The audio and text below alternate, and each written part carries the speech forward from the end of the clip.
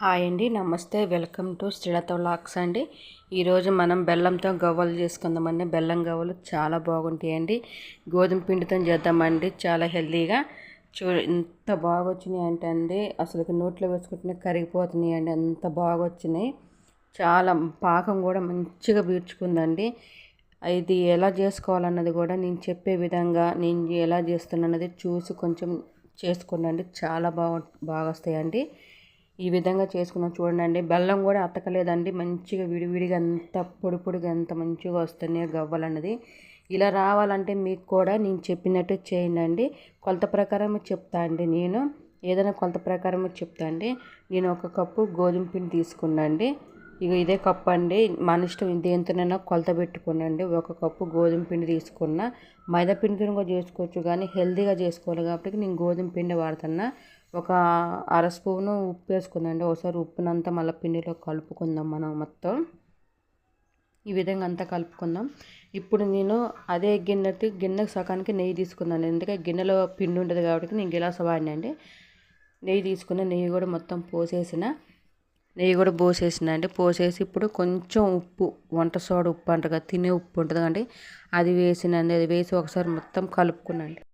పిండినంతా ఈ విధంగా నెయ్యి పోసుకున్నాక మొత్తం మంచిగా కలుపుకోవాలండి. ఆ నెయ్యి అన్నది పిండికి కలిపినప్పుడు ఒక ముద్దలాగా ఫామ్ అవ్వాలండి. అప్పుడు మనం చేసుకున్నది ఏదైనా సరే, బిస్కెట్లైనా ఇట్లా గవ్వలైనా ఏదైనా సరే మంచిగా గుల్లగా వస్తాయండి. ఈ విధంగా నెయ్యినంతా అప్లై చేసుకొని మంచిగా కలుపుకోవాలండి. నెయ్యినంతా ఇట్లా కలుపుకోవాలండి. నేను చూపించే విధంగా అంతా కలుపుకోవాలండి. గిట్నే మొత్తం నెయ్యి అన్నది పిండికి అంతా కలిసిపోవాలండి. ఇక చూడడానికి ఇట్లా అంటే మనకి ముద్దలాగా ఫామ్ అవ్వాలి. ఇట్లా అంటే ముద్దలాగా ఫామ్ అవ్వాలి. చూడడానికి ఇట్లా కావాలండి ముద్దలాగా. ఇలా అయినాక మనం కొన్ని నీళ్ళు పోసుకుంటా, ఒక గోధుమ పిండి అంటే మనం చపాతీకి ఏ విధంగా కలుపుకుంటాం ఆ పిండి అదే విధంగా కలుపుకోవాలండి. కొన్ని నీళ్ళు పోసుకుంటే, మరి నీళ్ళు కూడా ఎక్కువ పోసుకోవద్దండి. కొన్ని పోసుకుంటూ మన చపాతీ పిండిలాగా కలుపుకోవాలండి. చూపిస్తా అండి నేను ఎలా కలుపుకోవాలా ఎట్లా అన్నది కూడా. అది ముద్ద అన్నది ఎంత మంచిగా కలుపుకుంటే మనకి గవ్వలు అనేది ఎలా వస్తాయి అన్నది కూడా నేను చూపిస్తాను అండి. ఈ విధంగా కొన్ని నీళ్ళు పోసుకుంటే కలపండి. బాగుంటాయండి గవ్వలు మాత్రం. గోధుమ పిండితో చేసుకుంటే మైదా పిండి కూడా పనికిరాదండి, అంత బాగుంటాయండి. మైదా పిండితో చేసుకున్న దానికంటే ఇలా గోధుమ పిండితో చేసుకొని చూడండి, కొంచెం మైదా పిండితో చేసుకున్నట్టే ఉంటుందండి. కానీ గోధుమ పిండితో చేస్తే హెల్దీ అండి. పిల్లగాళ్ళకి పెట్టుకోవాలన్నా, స్నాక్స్కి లాగా పిల్లగాళ్ళకి బడికి పోయేటప్పుడు రోజు కొన్ని వేసి పెట్టినా చాలా బాగుంటుందండి. ఇక చూడండి, ఈ విధంగా కలుపుకోవాలండి గోధుమ పిండి. ఇక ఇట్లా కలుపుకోవాలండి ముద్ద. ఇట్లా కలుపుకోవాలండి. ఈ విధంగా చూడండి, ఈ విధంగా కలుపుకోవాలి. ఇట్లా కలుపుకున్నాక ఒక 2 నిమిషాలు అట్లా మూత పెట్టి ఉంచుకుందామండి. ఎందుకంటే పిండి అనేది మంచిగా నానాలి కాబట్టి ఒక 2 నిమిషాలు మూత పెట్టి ఉంచుకుందామండి. ఇప్పుడు మళ్ళీ మూత తీసి చూద్దామండి. తీసినాక ముద్ద మంచిగా ఒకసారి మళ్ళీ కలుపుకొని ఇట్లా ఉండలాగా చేసుకోనండి. చిన్న ఉండలు, మన చిన్న బాల్స్ లాగా చిన్న ఉండలాగా చేసుకోవచ్చు. ఇగో ఆ విధంగా చేసుకోవాలండి. చూపిస్తాను చూడండి. ఇట్లా చేసుకోవాలండి. ఇదే విధంగా పిండినంతా చేసుకోవాలండి. ఒక్కసారి చేసుకుంటే మనం కాల్చుకోవటం కూడా, నూనెలో వేసుకోవటం కూడా ఒక్కసారి వేసుకోవచ్చండి. ఈ విధంగా చేసుకోనండి నేను చూపిస్తున్నట్టుగా. ఇట్లా చేసుకోనండి చిన్న ఉండలుగా. చక్కెరతో కూడా చేసుకోవచ్చు అండి, పంచదారతో కూడా చేసుకోవచ్చు అండి. కానీ నేను హెల్తీగా చేయాలనుకుంటున్న వాటికి బెల్లం అని గోధుమ పిండి వాడినండి నేను. ఇట్లా ఇట్లా చేసుకోవాలండి. ఇట్లా అన్ని ఉండలు ఈ విధంగా ఉండలు చేసుకోండి. అన్నీ ఇట్నే చేసుకోండి ఉండలు మొత్తం. ఇలా చేసుకున్నాక చెక్క మీద పెట్టి మనం ఏ విధంగా గవ్వలు ఏ విధంగా చేయాలన్నది కూడా నేను చూపిస్తాను. ఇక చూడండి, ఇట్లా మొత్తం ఉండలు మొత్తం రెడీ చేసి పక్క పెట్టుకొని ఇప్పుడు చెక్క మీద కొంచెం నెయ్యి వేసుకున్నాండి. నెయ్యి వేసుకుని ఇట్లా అంటే గవ్వ వస్తుంది. ఈ విధంగా ఇట్లా చేయాలండి.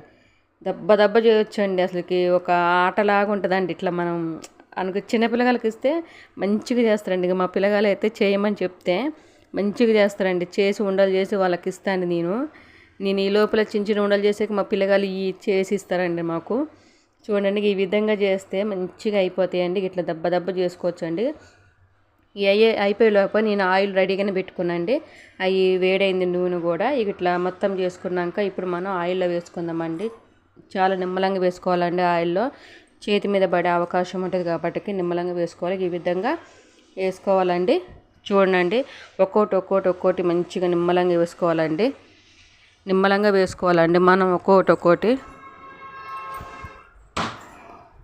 ఒక్కొక్కటి ఈ విధంగా కొంచెం ఒక్కొక్కటి ఈ విధంగా నిమ్మలంగా వేసుకోవాలండి మనం.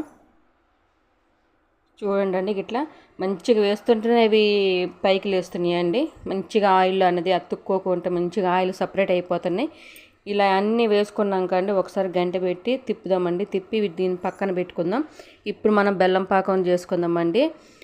స్కిప్ అవుతుందండి, చూడండి స్కిప్ అయిందండి.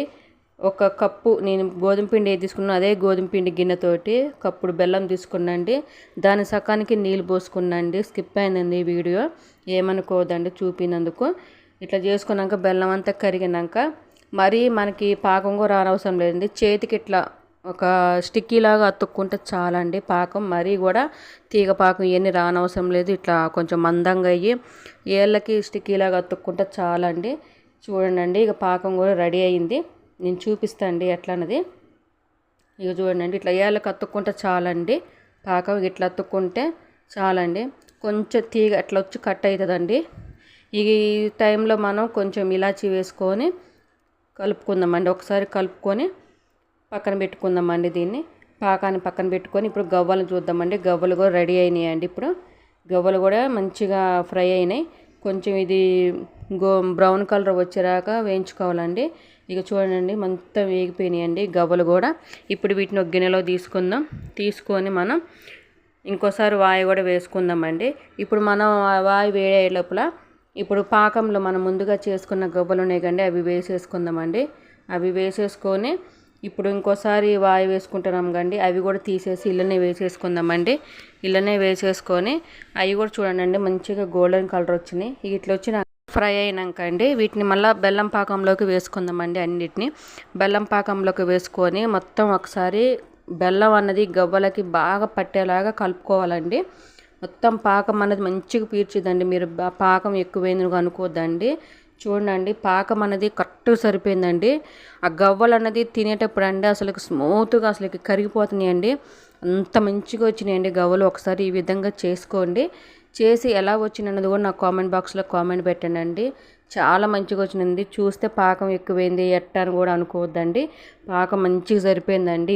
ఈ విధంగా కలుపుకోవాలండి. ఈ విధంగా చూడండి పాకం మంచిగా పీడ్చుకుంటే అండి గవ్వలు అసలు ఇంత పాకం కూడా మిగలదండి. పాకం మంచిగా పీడ్చుకుంటే తింటుంటే జ్యూసీగా బెలగుంటాయండి గవ్వలు.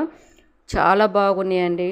ఇక ఒక 5 నిమిషాలు పక్క పెట్టుకుందామండి. చూడండి ఒక 5 నిమిషాలు పక్కకు అయినాక చల్లారిపోయినాక మనం వీటిని విడివిడిగా తీసుకొని అవసరం లేదండి. మంచిగా వస్తాయండి. ఈ విధంగా తీసి పక్క పెట్టుకుందామండి. ఎవరైనా ఫస్ట్ టైం నా వీడియో చూస్తే అండి సబ్స్క్రైబ్ చేసుకోండి, లైక్ చేయండి, షేర్ చేయండి. తెలిసిన వాళ్ళంటే మీ బంధువులకి షేర్ చేయండి. బెల్ ఐకాన్ ఎప్పుడు ఆన్లో పెట్టుకోండి. నేను ఎందుకంటే ఎప్పుడు నేను వీడియో పెట్టినా నోటిఫికేషన్ ఫస్ట్ మీకే వస్తుందండి. ప్లీజ్ అండి లైక్ చేయండి. మీ సపోర్ట్ నాకు కావాలండి. ప్లీజ్ అండి లైక్ చేయండి. ఈ విధంగా బెల్లం కావాలండి. మీకు ఏదైనా వంటలు కావాలన్నా కూడా చెప్పండి అండి, నేను చేసి పెడుతుందండి. చాలా మంచిగా వస్తాయండి ఇవి. చూడండి ఎంత మంచిగా వచ్చినాయండి. ఈ విధంగా చేసుకోండి అండి. చేసుకుంటే అసలుకి ఎంత బాగుంది. పిల్లలు చాలా ఇష్టంగా తింటారండి ఇవి. ఇట్లా చేసి పెట్టుకుంటే అందులో ఆరోగ్యంగా ఉంటాయండి. ఇలా చేసి పెట్టండి అండి. థ్యాంక్ యూ అండి నా వీడియో చూస్తున్నందుకు.